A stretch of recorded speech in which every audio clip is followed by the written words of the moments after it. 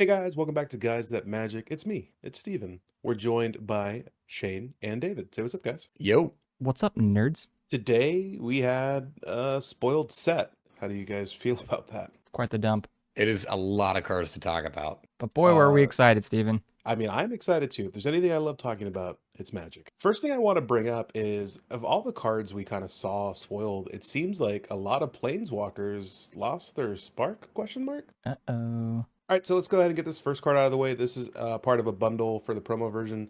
We do have Spark Rupture. This is 2 and a white for an enchantment. It says, whenever this enters the battlefield, draw a card. Each Planeswalker with 1 or more loyalty counters on it loses all abilities and is a creature with power and toughness equal to the number of loyalty counters on it. Super interesting card. I really like this. Ooh, I hate it. Why? I don't think this ever has a home. You tell me why you like it, and then I'll counter argue, and then let's get Shane in here too. Okay, the reason why I like it is because every time I go up against an Atraxa Super Friends deck, which is like every day, you know? I don't go up against an Atraxa Super Friends deck all the time. David, why do you hate it? I don't think this card actually ever does anything. To be completely honest, like, do I want this card in my deck? Probably not. And then past that point, if my opponents do have Planeswalkers, their loyalty doesn't scale appropriately. So like they might have a 3-mana Planeswalker with 5 loyalty. I just gave them a 5/5. That's going to just beat me to death. And then, like, I don't think I want to play this on my own Planeswalkers because then I'm shutting down my Planeswalker's abilities. So, like, do I want to give them big, beefy creatures and die? No. Do I want to nuke my own Planeswalkers? No. So, when do I ever play this? Maybe there's a point that you were going off with, David, that this lives in a weird, aggressive Planeswalker deck where you play this, and then all your Planeswalkers turn into creatures, and then you beat face, and then you can flicker if you want, and use your active abilities or something. I don't know. Like this seems kind of This weird, lives though. in my sideboard, and I bring it out whenever somebody says, I'm playing Atraxa Super Friends. It's thematic. How about All that? right. It is thematic, Shane. Well done. Let's move on. Let's go on to Calix, Guided by Fate. This is 1, a green and a white for a legendary enchantment creature, Human Druid. It's a 2/2. It has Constellation, one of my favorite things to read on a card, I won't lie. Whenever Calix, Guided by Fate, or another enchantment enters the battlefield under your control, put a +1/+1 counter on target creature. It also says, whenever Calix or enchanted creature you control deals combat damage to a player, you may create a token that's a copy of a non-legendary enchantment you control. Do this only once each turn. Hey, This card is busted. I was gonna say Yes. this card is busted in standard, dude. I mean, busted in standard, this slots right into my Goshinsai deck. Yeah, no, 100%. I was just thinking like there was already an enchantment. It's this in this color enchantment deck that was really mean. This could be insane. Yep, I think this just kind of fills in every like enchantress deck that wants this. I mean, it makes your stuff bigger. It gives you additional value on your enchantments as well. Like this card is dope. I think we have a classic good card good here. We I need, think we we need have Hunter. good card good. We need Hunter saying, "I like this card style," because he would love this card. Because it has a +1/+1 on it. Yeah, and it's just- Exactly. yeah. All right, let's move on to Nixilis, Captive Kingpin. This is 2, a black and a red for a legendary creature demon. It's a 4/3, has flying and trample. Whenever 1 or more opponents each lose exactly 1 life, put a +1/+1 counter on Nixilis, Captive Kingpin. Exile the top card of your library until your next end step. You may play that card. I want to start with David here because I know how much you love Rakdos and Exile and that kind of like This effects. seems like a David card. Yeah, this is 100% David. This card is absolutely insane. Just like looking at its overall mana cost, 4 mana for a 4/3 with flying is already going to be a problem for your opponent. And then on top of that, this is such a massive card advantage engine that like I can see you digging and being able to get like 4 or 5 cards deep each turn that then help you get like further and further through your deck. I don't really want to talk about this as a commander. It definitely interests me and as a commander, but this is just like a value engine on a beater. Wow, this 100% backfired on me. I'm not gonna lie to you. For those at home, I did not think David was gonna like this, but here we are. Oh, I've already actually built this deck list in Moxfield. I am not shocked. We saw an insane Ob the last time we saw him as a Planeswalker. Now we're seeing him in insane creature form. Yep, I mean, there's tons of cards in black and red that are just straight one-shot pingers for 1 life. So, I mean, I get where David's going with it. Obviously, we won't dive too much into the commander. In standard, I don't know. What do you guys think about standard here? I think he's aggressively costed enough where he could see play. Yeah, maybe at the top, maybe not top end, but there'd be a Rakdos deck that might want him in there. All right, well, before we move on to the next one, David, you just brought up a pretty nasty little thing. So can you please repeat that? So Nixilis, Captive Kingpin, and All Will Be One of the face cards of the last set, actually do form an infinite combo. So Nixilis, drop it on turn 4, and then All Will Be One, drop it on turn 5. All will be one says that I just fucking closed my phone. So all will be one is an enchantment that says whenever one or more counters are all will be one is an enchantment that says whenever you put one or more counters on a permanent or a player, all will be one deals that much damage to target opponent, creature an opponent controls, or planeswalker an opponent controls. So the way that this would work is that all would be one pinging your opponent would put a +1/+1 counter on Nixilis, and then Nixilis would then end up causing that +1/+1 counter to go on top of him. So it'll just like ping back and forth and make Nixilis really big. You're going to exile out as many cards in your library as what your opponent has life, and they're just going to die. That's great. In standard, that's great. Cool. There's a reason why I don't play standard. Well, moving on, let's go to Sarkhan, Soul Aflame. 1, a blue and a red for a legendary creature human shaman. 2/4. Dragon spells you cast cost 1 less to cast. Shocker, seeing this on Sarkhan. Whenever a dragon enters the battlefield under your control, you may have Sarkhan, Soul Aflame become a copy of it until end of turn. Except its name is Sarkhan, a Soul Aflame, and it's legendary in addition to its other types. This is great. They don't let you make 1 billion copies because it's legendary, but that's still cool. I mean, I think that this card is still really neat too. Like you drop this kind of early on. Yeah. It helps you get your big dragons out earlier. And then whenever you do play a big dragon, he kind of becomes a copy of it. So like, boom, you get that effect. You get to be able to push in for damage immediately. You don't have to worry about your other creature having haste. So, I mean, this is just another value engine. And if there is a blue-red dragon deck, 100% this card sees play. I'll tell you right now, there are really good red dragons in standard at the moment. So I can see that. Even, I know we don't want to talk about commander, but this could be a fun commander for sure, I think. Oh yeah, dude, for sure. Like I would play this. Yeah, we're going to dive further in on Commander for our Commander Grades video, so make sure that you stick around for that one. There's going to be a lot to talk about with a lot of these cards. Yeah, I'm actually kind of excited for the Commander Grades for this one. Let's move on to Tyvar the Bellicose. This is 2, a green and a black for a legendary creature elf warrior. This is a 5/4. Whenever one or more elves you control attack, they gain death touch until end of turn. Also, each creature you control has whenever a mana ability of this creature resolves, put a number of +1/+1 counters on it equal to the amount of mana this creature produced. This ability triggers only once each turn. This is ridiculous. They had to put the faucet on there, or whatever they call it. Like, this could have went insane. This is just insane, dude. They had to make elves better, right? A tribe that was lacking. Not. I don't know actually if I'm a big fan of this card. Really? Well, I mean, listen, man, everyone's entitled to their wrong opinions. What do you think? mean, Dave? I just think like the point of most elf decks is that like you drop your mana dork kind of early, and then using that mana you're going to deploy a big threat. And I think he's a little too like middle of the road to be considered a big threat. Also, you don't typically want your mana dork to tap for 1 to just like become a 2/2 or something like that. I know that there's elves out there that tap for more than just 1 mana. So I mean, like there are cards that work really well with him, but at the same time, I don't know if I want this to be my payoff. I think I would probably want to go with something that's a little bit more splashy. I mean, listen, man, I feel you and I understand the point you're making. I think of when I think of this card, I think of something that's going to get on the field, and I think this is going to be an absolute monster in standard. Because at the end of the day, dude, like any elf that's attacking gains death touch until end of turn. That is just monstrous, dude. This would be insane with Finn the Fangbearer, yeah. He doesn't really run any elves in that deck. Yeah, but you could, I'm Also, saying. Finn is just green, right? Yeah, he's just green.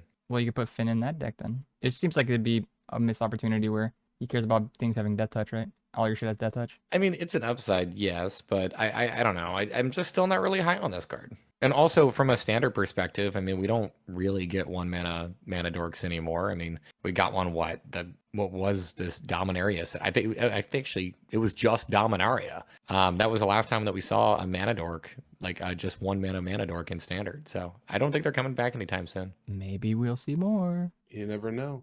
We're moving on to Narset, Enlightened Exile. This is 1, a blue, a red, and a white for a legendary creature human monk. This is a 3/4. Creatures you control have prowess. And then whenever Narset Enlightened Exile attacks, exile target non-creature, non-land card with mana value less than Narset's power from a graveyard and copy it. You may cast the copy without paying its mana cost, as if Narset originally wasn't busted. Your creatures I have love the- prowess. That's nuts. Go ahead, David. No, you go. I was gonna say your creatures have prowess, and now you're gonna be copying spells for free.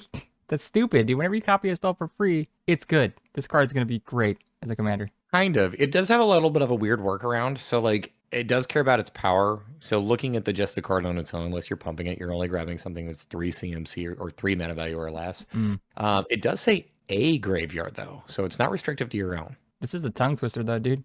Exile the name Yeah, and the it exile. hurt. Yeah, it hurt to read that second sentence. I'm not gonna lie to you. I don't know. I think she's actually, if anything, a little bit slow, and I don't really care too much for my creatures like having to attack to do anything. So I don't know how I stand on here.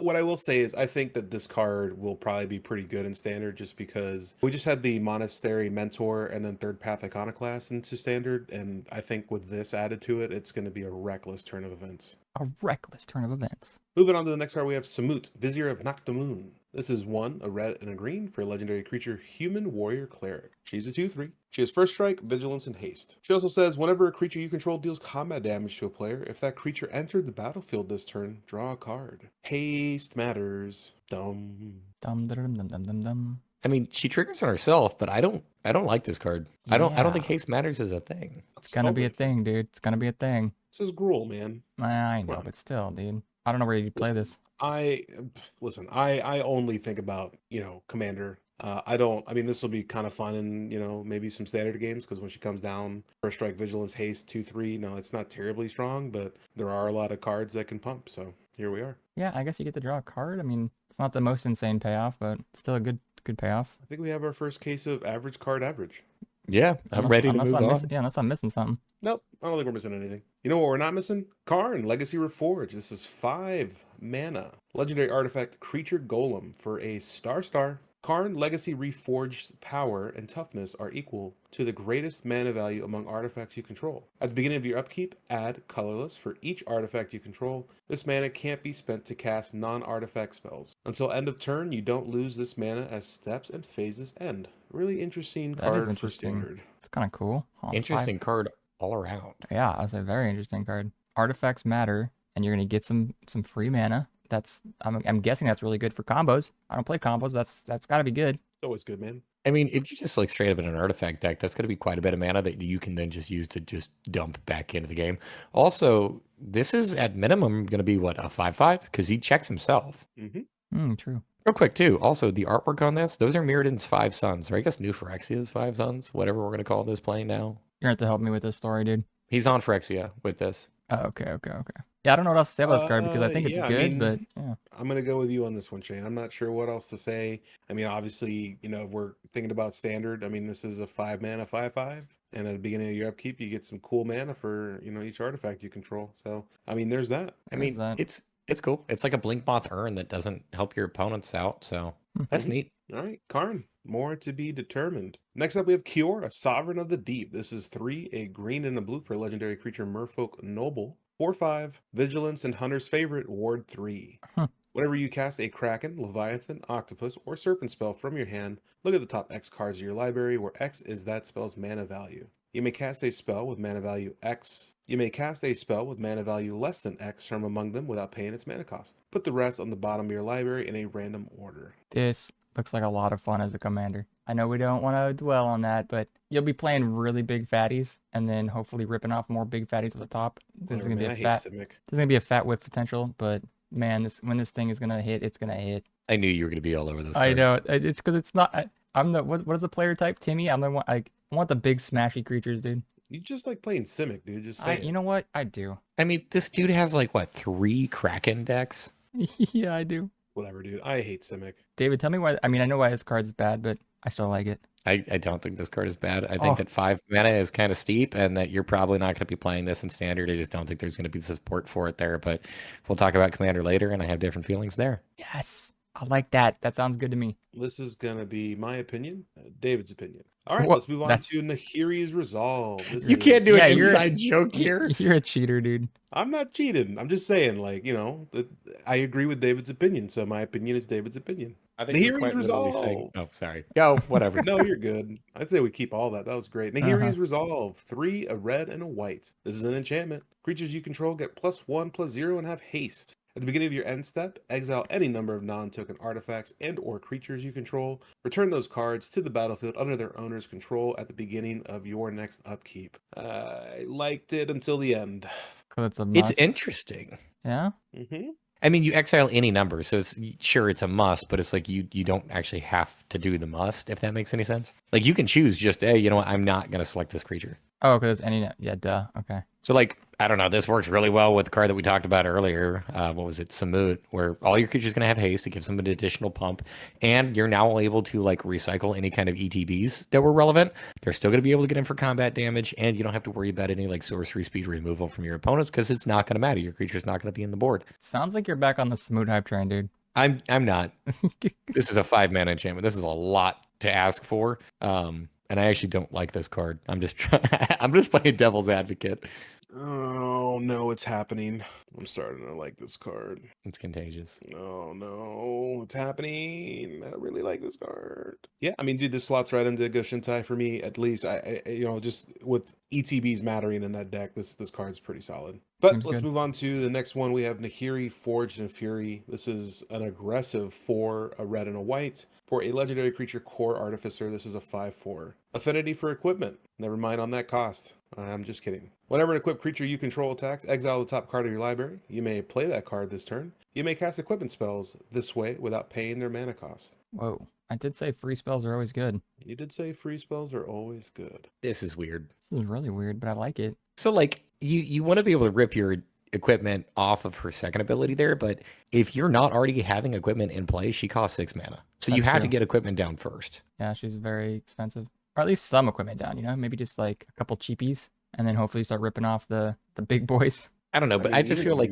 even if you're just ripping off the big boys, man, you still got to pay the equip cost. Not, I mean, granted, you're building around it, you know, but I mean, never mind. I don't want to dive into Commander. From a standard perspective, I don't think this card gets it there. Yeah, I don't think in a standard world this makes it for me either. no, this is not a standard card. This will not play Unless in we're any deck completely unless wrong, it's the Steven. jank deck. We're never wrong. Hey, you're Hot here first. take. We're never wrong. Hot take. We're never wrong. You know what we're not wrong about? Nissa, Resurgent Animist. This is 2 and a green for a legendary creature Elf Scout. This is a 3/3.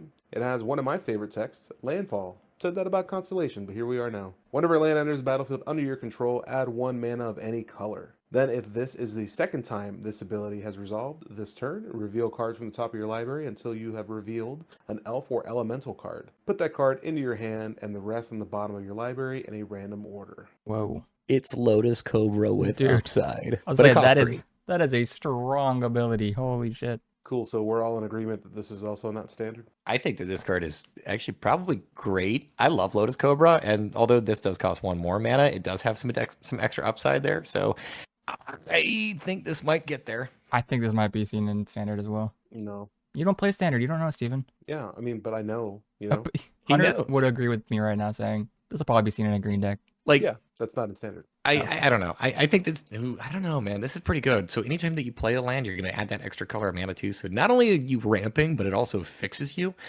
These kind of effects are really good if you let them sit, dude. I'm on board. Okay, well, then can we all agree that this card is only going into standard decks for the first sentence? No, if you have any relevant elf or elementals that you want to play, like this, I don't know. Hey, I mean, how many I'm pretty high on elementals this card. are standard legal right now? I'm pretty high can't on this answer card. that. Hunter, too. give me the numbers. Beep Wait. boop beep boop. I don't have the number. Sorry. That's fine. Hunter's not here either. I'm gonna say this is a good card, Steven. I'm sorry. But listen, I'm not here to tell you that you're wrong, That's good. but you're wrong. So anyways, we're going to move on to the next card. We have Tazri, Stalwart Survivor. This is 2 and a white for a legendary creature, Human Warrior. It's a 3/3. Each creature you control has tap, add 1 mana of any of this creature's colors. Spend this mana only to activate an ability of a creature. Activate only if this creature has another activated ability. You can also pay Wooburg, tap it, mill 5 cards. Put all creature cards with activated abilities that aren't mana abilities from among the milled cards into your hand. This is, I almost stroked reading this.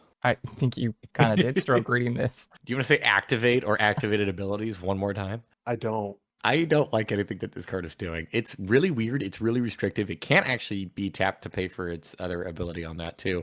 I don't know where this ever wants to work. Like the card advantage there is cool, but I gotta feel like there's just better ways that you can do it. And the deck restrictions that this is going to come with is also kind of nutty. I think the thing that hurts me the most, man, is I like these jank 5-color possible commanders, and this one just was a big no-no. I've got. I don't know. nothing. I actually don't like 5-color commanders like this, where it's like the single pip to get them out, and then boom, they're just 5 colors and have some kind of relevant ability. Instead, I much prefer the card we're actually getting ready to talk about as far as 5 colors go. Spoiler. Yeah, massive spoiler, but yeah, I don't even think this sees playing standard. There's gonna be somebody up in Mythic that's gonna try to make this work, I bet, but I don't know. Sure, there'll be a mythic for like a game. Moving on to the 5-color commander I'll be building, Niv-Mizzet Supreme. This is a white, a blue, a black, a red, and a green for a legendary creature dragon avatar. It's a 5/5. It has flying, hexproof from monocolored. Each instant and sorcery card in your graveyard that's exactly 2 colors has Jumpstart. For those of you that don't know what Jumpstart is, you may cast that card from your graveyard by discarding a card in addition to paying its other cost. Then Shit. exile it. Holy shit. It's a big beater. It's potentially hard to deal with. Provides you with extra card advantage. It's got hexproof from swords and Path of Exile, dude. Love it. I mean, Swords, Path to Exile, Deadly Rollick, Beast Within. All the most amazing removal spells. Yeah, it's crazy. What was that? Assassin's Trophy still deals with this. Thank goodness, because this card would be busted. Also, you can just counter this at any point in time too. So I don't know. I think this card is cool. I don't want to talk about it as commander yet. Moving on to Deification. This is 1 and a white for an enchantment. As it enters the battlefield, choose a Planeswalker type. Okay. Planeswalkers you control of the chosen type have hexproof. As long as you control a creature, if damage dealt to a Planeswalker you control of the chosen type would result in all loyalty counters on it being removed, instead all but one of those counters are removed. What is the Planeswalker type? So like you can name like Gideon or Elspeth. It's basically the it's their Planeswalker's name. Got it. Well, that sucks. Well, this takes it right out of fucking commander for me. I think this card is awful in all formats. I'm Yeah. ready to move on. Like, what, you're just gonna have a tribal of one Planeswalker? Yeah, I don't know. Yeah. Also, like on top of that, everybody who casts this card is probably gonna call it Deification. So like it's the poop card. I'm done. Yeah. I mean, really can't say more than that. No thanks. Moving on to Nashi, Moon's Legacy. This is a black, a green, and a blue for a legendary creature, Rat Shaman. 3/4, Menace and Ward 1. Whenever Nashi, Moon's Legacy attacks, exile up to 1 target legendary or rat card from your graveyard and copy it. You may cast the copy. Not for free though. Yeah, you still have to pay for it. That's a bummer. I mean, this card is pretty aggressively costed though. Yeah, It's it 3 is. mana for all upside. Yeah. And it's also in really good colors. Yeah, Soul 3 Tide's mana. pretty good here. 3/4 Menace Ward 1. That's a lot of things happening. Well, you do what I do, Shane. You're reading the card. I didn't read the whole card, Steven. I just summarized the important stuff. All right, Shane, I I'll- want you to read the whole card real quick. No. Do it like I do. Also, guys, just from a stories perspective, by the way, Tamiyo's like ghost, I don't know, soul Jedi vision thing. I don't know what those are called. It's standing in the background there, and I guess this is her kid. She's a rat. Look, I don't know how reproduction works on Kamigawa. Okay. This card is pretty decent. You know, it's kind of it almost kind of didn't get there for me because it says rat card, but also it does say target legendary. So legendary matters. Commander, possibly. Is this going to be in a standard deck? Possibly. I mean, shit, dude. I mean, it is aggressively statted, like David was saying. So, all right, let's move on to Rocco Street Chef. This is a red, a green, and a white for a legendary creature, Elf Druid. He's a 2/4. At the beginning of your end step, each player exiles the top card of their library. Until your next end step, each player may play the card they exiled this way. Whenever a player plays a land from exile or casts a spell from exile, you put a +1/+1 counter on target creature and create a food token. No. Dude, this is food tribal. Dude, this is helping my opponent way too much. Rocco's just out here passing out some yums after New Capenna got blown up by New Phyrexia. There's a lot of news in that sentence. However, he's just out here just trying to help people out, okay? If you're interested in like the group huggy type thing, I don't know. This card is not my style, but it does things. Yeah, if you enjoy helping your opponents and not killing them, serving them delicious finger foods, Street Chef's up your valley, dude. You're technically also getting the same amount of card advantage here, plus you're also getting a food and a counter. Sure, is that enough? I mean, Maybe. I kind of like this card just because it's bad because you don't get to see what your opponents would have drawn until your end step. So I mean, you really can't play around certain things, but you do get some cool shit. But it's only if they play a land. No, never mind. No, or cast a spell. I mean, Literally, I if they think- just do anything. Yeah, I think that's pretty good. You know, it's not group huggy, but it is a little group huggy. Sir, you can't group huggy. Yeah, you can't define it with the word. No, I think I can. Okay, well, let's It's like if we're talking about like a group hug scale of 1 to 10, where 10 is like group hug and like 1 is like, group hug. This is kind of like a 4 for me. Moving on to Plargg and Nassari. This is 3 and 2 red for a legendary creature, Orc, Efreet.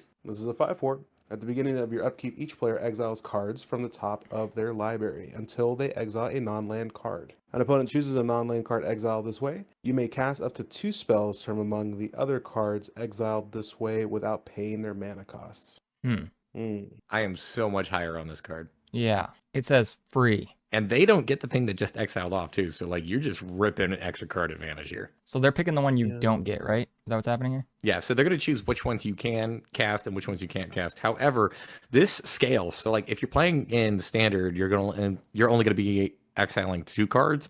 So you're only going to be able to actually cast the worst of the 2. However, like you're not paying for the mana cost on this thing. And if you are playing this in EDH, you're casting 2 things for free. So there's a little bit of politics in this. There's a massive amount of card advantage in this. I want to say fairly high on this card because there's no whiff potential here too. Like they have to hit. The card specifically is like, if there's no whiff on this. So you're just getting the worst of the hits. I do think that this card has 2 huge like downsides to it. Number 1, obviously, it's 5 mana. Number 2, it says at the beginning of your upkeep, and that's when this triggers. So you have to be able to cast this and then have it sit around and survive a whole turn rotation in order for it to do literally anything. Sounds like Ragavan and what's her name, dude? Oh my god, Ragavan and Rashmi. Don't never mention that name again. I'm sorry. Well, I guess the only thing I can say is, do you know the way? Because we're moving on to Open the Way. This is X and 2 green for a sorcery. This is X can't be greater than the number of players in the game. Reveal cards from the top of your library until you reveal X land cards.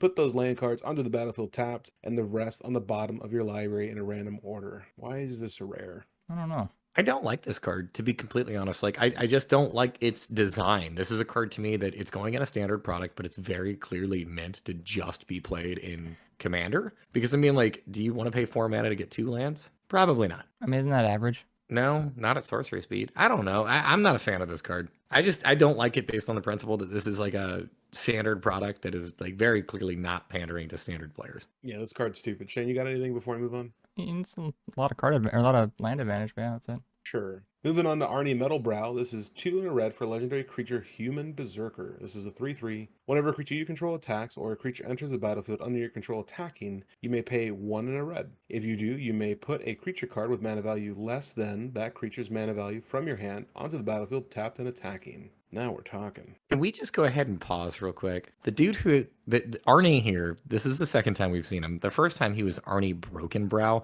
and he had a horn sticking out of his forehead.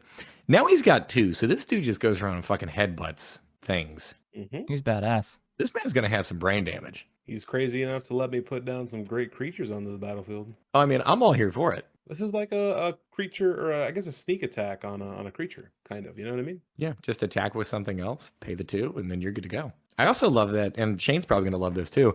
This works with some of the other commanders that we've seen in the past that have like tried to cheat things into play. So like, for example, Kalia, wherever you have like an angel, demon, or dragon tapped and attacking, that it enters that way.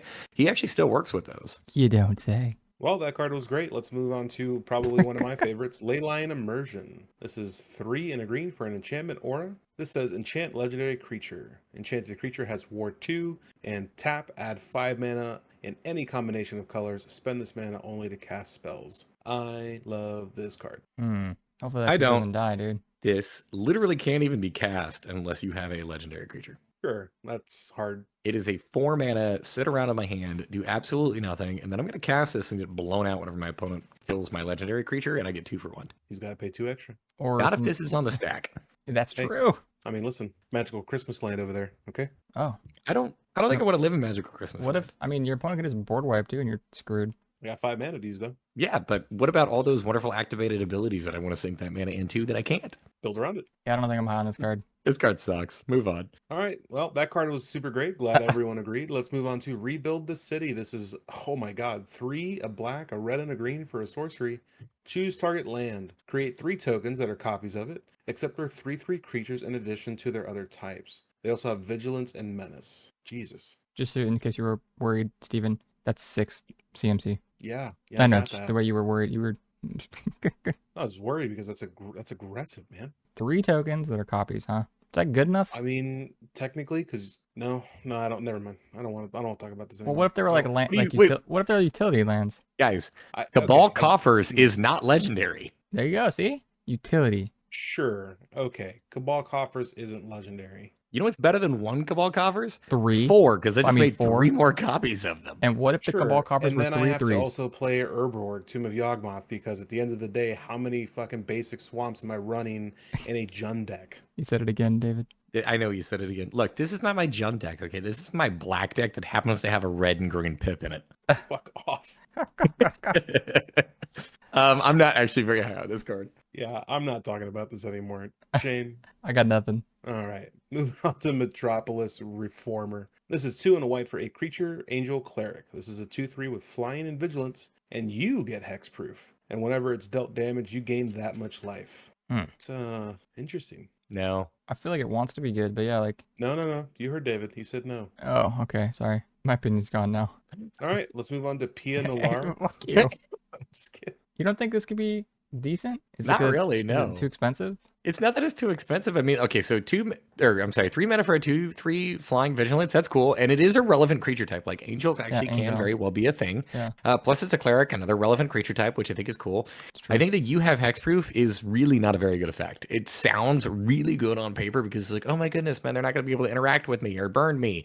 But then they just kill this, and like it doesn't do anything. And then like the life that you would gain from this thing being dealt damage, I don't think that's a big effect either, because most of the time your opponents are probably just going to use like actual removal on this. True. So destroy target creature. This literally did nothing. David, I think you're completely forgetting about those 1 or 2 times you play against Mono Black and they have a Liliana and target opponent. See, you're good. See, you're good.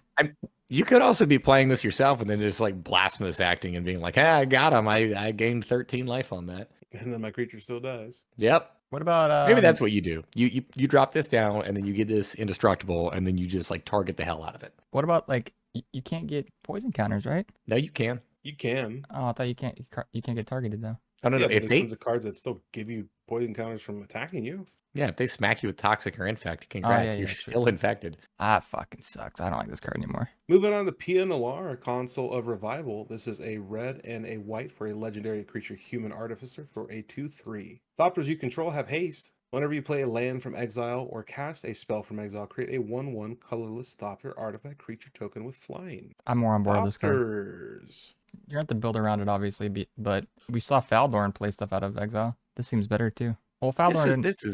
I was gonna say this could be a 2-mana do nothing card. I mean, it could be. I guess it doesn't activate itself. You're right. There's no way to like put things in exile from her, but it's get a little 1/1 Thopter with some flyers, dude. This could be your Thopter tribal, Dave. No. Cool. Well, I've moved on to the next card. So Wow, really? You don't like PNLR? No. Okay. Yep. So moving on to Ayara's Oathsworn. This is 1 and a black for a creature, human knight. It's a 2/2 with menace. And then when it deals combat damage to a player, if it has fewer than 4 +1/+1 counters on it, put a +1/+1 counter on it. Then if it has exactly 4 +1/+1 counters on it, search your library for a card, put it into your hand, then shuffle. That could be good in standard. That is good in standard. In standard, I think that yes, this probably has legs. It'll be able to get in hopefully at least once to be able to put the initial +1/+1 counter on it. Then you can always proliferate there, and then it just kind of acts as a tutor. I want to be really high on this because I just bought the Knight Precon, and I really want to throw this in and just be like, hey, I got them all, and it's another rare Knight that does a lot of cool things. But sitting around and having to connect 4 times with this in order to tutor is just not great. Well, Steven had no problem doing that, so. David, I'm going to stop you right there because you are wrong about one thing in that statement, and I apologize. I don't like to call you out on it. This card is not going to have legs. This card has hooves. You know what? I do stand corrected. I mean, it has 4 legs. You know what? Actually, you know what? Here we go. Yeah, it's got 4 legs. It's got even more legs. Yeah. It's just got hooves at the bottom. The hooves are at the bottom. Yeah, it's the legs. You know what sound it makes, Steven? What sound does a horse make, Shane? Wah, wah. We got him. Moving on to Urena, Dauntless General. This is a white and a black for a legendary creature, human soldier, 2/2. Whenever Urena, Dauntless General enters the battlefield, exile target player's graveyard. Sacrifice it, humans you control, gain hexproof and indestructible until end of turn. Well, I think this could see play in standard, David. You know what? I agree with you, Shane, as I we totally love did that. not talk over each other. I don't know. It's got a cute couple of abilities on it. Like, this is not a great card, but I mean, if your opponent is using their graveyard, you can sideboard this in. If you're in a human's deck, added value. I'm never high on these cards, to be completely honest. I think that this probably gets there in standard. It's never going to survive anywhere else. I would agree. Moving on to Sigarda, Font of Blessings. This is 2, a green and a white for a legendary creature angel. This is a 4/4 with flying. Other permanents you control have hexproof. You may also look at the top card of your library at any time, and you may cast angel spells and human spells from the top of your library. I love this card. Tell me why you love this card. It's What's there to aggressively hate, man? Like, what do you mean? I wanna hear aggressively David. costed. It's a pretty solid body on top of that, and it provides a nasty amount of card advantage for number one, the most heavily dense like tribe in the entire game of humans. Human? Plus, yeah, dude, angels on top of that, man. It's just like bread and butter, and oftentimes a lot of the angels care about humans too. So like, this is like a dual tribal commander that oftentimes has a lot of overlap. I think this card is awesome. I think the other permanents having hexproof is nuts. Yeah, okay, you sold me. This could be a great commander. Yeah, dude, I just cast I like don't know 7 why. spells from the top of my library. Why did it cost you so much for this to make you think it was good? I didn't think it wasn't good. I just didn't know what to think. Now I know what to think. Thank you for telling me how to think. I'm glad you know how to think. You know what I think? It's a little cocky for this next card we're about to be talking about to be standing in front of a picture of itself. Danitha, New Benalia's Light. 1, a green and a white for a legendary creature human knight, 2/2, with vigilance, trample, and lifelink. Once during each of your turns, you may cast an aura or equipment spell from your graveyard. Equipments matter. Is that a picture of herself? I don't know. I think it's just another knight. I think when I'm looking at a tiny card in my hand, it'll blur into it. I'm here for that. I'm gonna say it again, guys. Equipments matter. I'm sorry, I heard you the first time. I was just like struck over on the artwork for this one.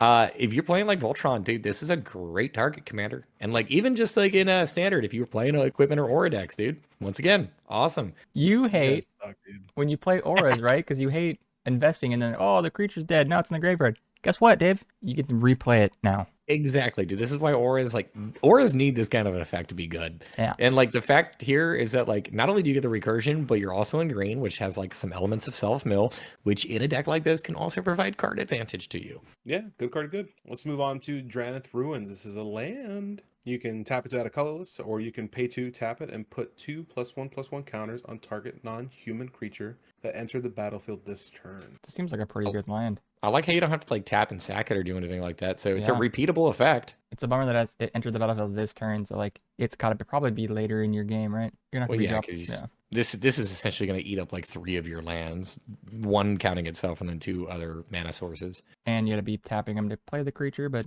the effect on itself seems really good. I hate the fact that this land slots into Hunter's Shalayan Halar deck. It slots into a lot of decks that care about counters, my boy, let me tell you. Yeah, but this in Shalayan Halar can go infinite with just one other card, so it's just. I mean, don't at know. least it doesn't work on the commander itself. It does. It says non-human. Isn't Shalai and Nalar a human? Angel Elf. What? Oh, Moving on to Vesuvan Drifter. This is 2 and a blue for a creature shapeshifter. It's a 2/4 with flying. You may look at the top card of your library at any time, and at the beginning of each combat, you may reveal the top card of your library. If you reveal a creature card this way, Vesuvan Drifter becomes a copy of that card until end of turn. Except it has flying. I don't know if this actually does a whole lot in standard. I don't know if there's too many ways for you to like be able to stack the top card of your library. But in older formats where you can brainstorm, you have Sensei's Defining Top. There's other effects like that where you can like intentionally stack the top card of your library and play with some big beaters. I mean, this is a way for you to make this like a big smashy Eldrazi and then swing in with a bunch of Annihilator on turn 4. whoa. Yeah, this card is nutty in Commander. So good commander's good? Good Commander, good. Moving on to Tranquil Frillback. This is 2 and a green for a creature dinosaur. Where's Hunter when you want him? I know. This is a 3/3. When it enters the battlefield, you may pay 1 green up to 3 times. When you pay this cost 1 or more times, choose up to that many. You can destroy target artifact or enchantment, exile target player's graveyard, or you can gain 4 life. It seems like it has a lot of utility. Hunter's I gonna would play say it. this has 3 things of utility. Well, yeah, 3 is a lot. No, 3 is a few. It's a flexible card, but like I don't really care about it. No, you I don't think care this about does it, but much. it's good removal. It's good graveyard 8. The life gain, I guess, is only relevant in standard. I mean, I won't lie. I mean, the life gain is relevant anywhere. I mean, gain life in Commander, Yeah, Standard, but I mean, Legacy. 4 I in mean, commander is doesn't matter. whatever, dude. I mean, Life is a 4 in resource. standard. 4 in standard is whatever. No, 4 in Destroying standard is a target lot artifact or more. enchantment is cool. I don't know if I want to pay 4 mana for a 3/3 that does it. Bro, 4 in standard is the difference between life and death in a burn deck. Mono red, let's be real. Well, just don't be bad. Okay, that's not helpful. All right, let's move on to the last two cards. Let's just throw them both up on the screen right now. Let's go ahead and just get the cat out of the bag now. We'll talk about Training Grounds first, because this is a nutty reprint. 1 blue for an enchantment. Activated abilities of creatures you control cost 2 less to activate. This effect can't reduce the mana in that cost to less than 1 mana. This card is amazing. I mean, yeah, Training Grounds is a great card. This was sitting at like $40 last time I checked. I don't know what it's currently sitting at right now, but I can't imagine that it's too much lower than that. Yeah, I mean, I don't really think there's much to say about this card. I mean, thankfully it gets a reprint. It's really good. I love it. I'm curious to see if this sees play in Standard. I mean, Training Grounds is pretty aggressive, coming down at only 1 mana. Let's go ahead and talk about the other good card that we have up on the screen. We have Reckless Handling. This is 1 in a red for a sorcery. Search your library for an artifact card, reveal it, put it into your hand, shuffle, and discard a card at random. If an artifact card was discarded this way, Reckless Handling deals 2 damage to each opponent. It is twice as expensive as a gamble and a little bit more restrictive, but it's also more fun in that you could potentially burn your opponents. It's also in Standard. It's also in Standard. Wow. Yeah, that's really cool. Yeah, I just love this effect because, I mean, any deck that I would have played Gamble in, it's probably because I can't play, like, the good tutors. So I'm probably just going to slot this one in as well and play it alongside Gamble. It's not like Red gets that many tutors. This is just another card that I'm going to be really pissed off whenever I search my library for a card and then immediately discard the card. And we all know you're going to. every time I cast Gamble, I get rid of my Gamble target. I'm 100% on that as well. Well, hey, listen, even if you, at least this time, when you discard it, you'll deal 2 damage to each opponent. Yeah, that's not anything, I guess. Nothing, I mean. There you go. Yeah. Two mana to deal 2 damage. With other things that I guess the card might do for people who are not upside. Well, we've reached the end. Thank you guys for watching this far in. I greatly do appreciate it. I know the boys do as well. My favorite part of the video is the end because we get to talk about our favorite card. Ooh. David. This is really difficult. Can I have 2? It's not. It's not difficult at all. Just pick it. It's pretty difficult. Come on. I have 2. I'm going to give you 2, David. Just pick the one. All right. Well, my 2 favorite is Sigarda, Font of Blessings. I actually really do like that card. And then the one that Steven was alluding to earlier, yeah, it's Ob Nixilis. I'm a Rakdos player, and this is just so OP. Nope. I don't think that's what he was alluding to. Definitely not doing that. Okay, Shane, where are you going? I'm going to pick Niv-Mizzet Supreme, dude. Wow, you guys are both wrong. Well, tell me why you're wrong. He's going to pick something dumb. I'm going to pick Vesuvan Drifter. Yeah, that's dumb. This card's great. I mean, it's good. No, it is a great card. It's the best card in the set so far. Wow. I'm changing. I'm picking Spark Rapture. Once again, as always, we absolutely love all of your feedback. Make sure that you like and subscribe to this video. We're going to have a ton more content coming out, especially if you're interested in Commander. Here soon, we'll also be pumping out the Commander grades videos that we do along with these. So we'll be diving in and talking about each one of these cards as a Commander and how we potentially would build those decks, as well as just generally rating them.